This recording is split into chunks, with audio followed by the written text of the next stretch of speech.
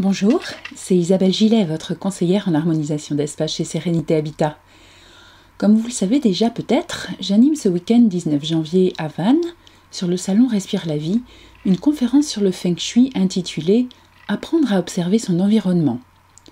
Je l'animerai d'ailleurs à nouveau sur Rennes à l'occasion de la présence de ce même salon du 1er au 3 mars au Parc des Expositions de Rennes.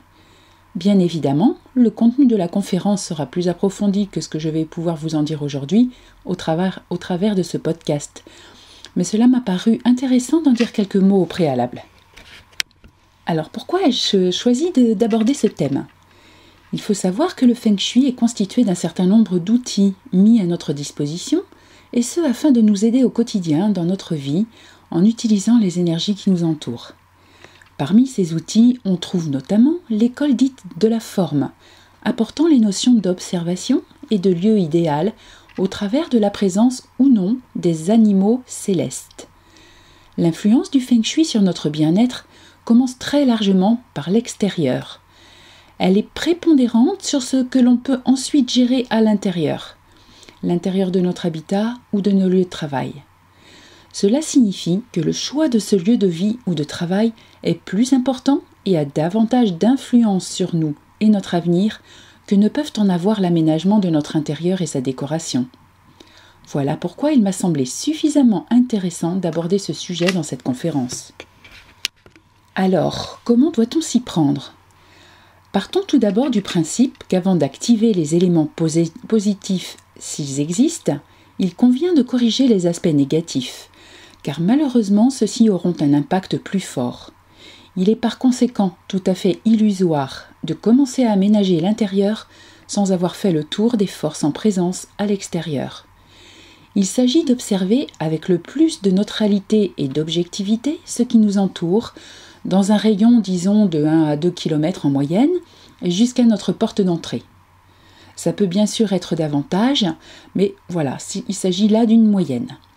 Nous allons donc nous attacher à tout ce qui peut constituer une nuisance potentielle selon les règles du Feng Shui, que cette nuisance soit naturelle ou artificielle.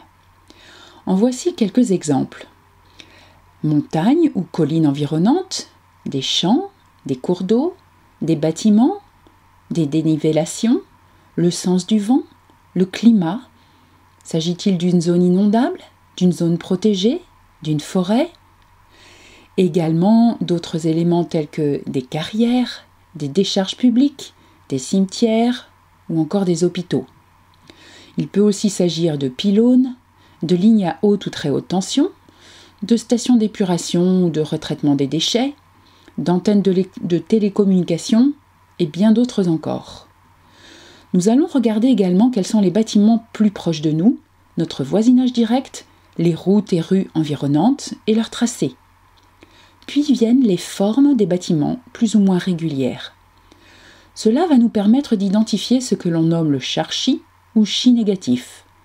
Également, les flèches empoisonnées seront identifiées afin d'y apporter des solutions adéquates. Le deuxième aspect de l'école de la forme que nous abordons ici introduit la notion des animaux célestes. Nous allons vérifier pour un lieu donné si ces animaux, au nombre de 5, sont bien présents et dans quelle mesure ils le sont. Leur position est déterminée en fonction de l'orientation de la façade du bâtiment, qu'il s'agisse d'une maison, d'un immeuble, d'un bureau, d'un commerce, peu importe. Vous vous imaginez posté devant cette façade, regardant devant vous vers l'horizon. C'est le phénix et l'étendue des perspectives de projets potentiels. À l'arrière se situe la tortue noire, qui doit être protectrice justement pour protéger vos projets futurs. Le dragon vert est situé à gauche et doit être moins haut que la tortue noire, mais davantage que le tigre blanc qui est situé sur la droite. Le bâtiment par lui-même est appelé serpent en son centre. C'est l'emplacement du bâtiment par lui-même. L'observation et la mesure de ces différents éléments, et de quelques autres dont je ne vous parle pas ici, vont nous donner des renseignements nous permettant de qualifier la qualité du chi du lieu et de nous assurer qu'il sera propice ou non pour nous. L'étape essentielle suivante va consister à valider le fait que ce lieu et ses différentes composantes vont pouvoir s'accorder avec vous, futur ou actuel occupant du lieu. La conférence que j'animerai sur ce thème permettra d'approfondir ce vaste sujet. Je vous dis à très bientôt. C'était Isabelle Gillet, votre conseillère en harmonisation d'espace chez Sérénité Habitat.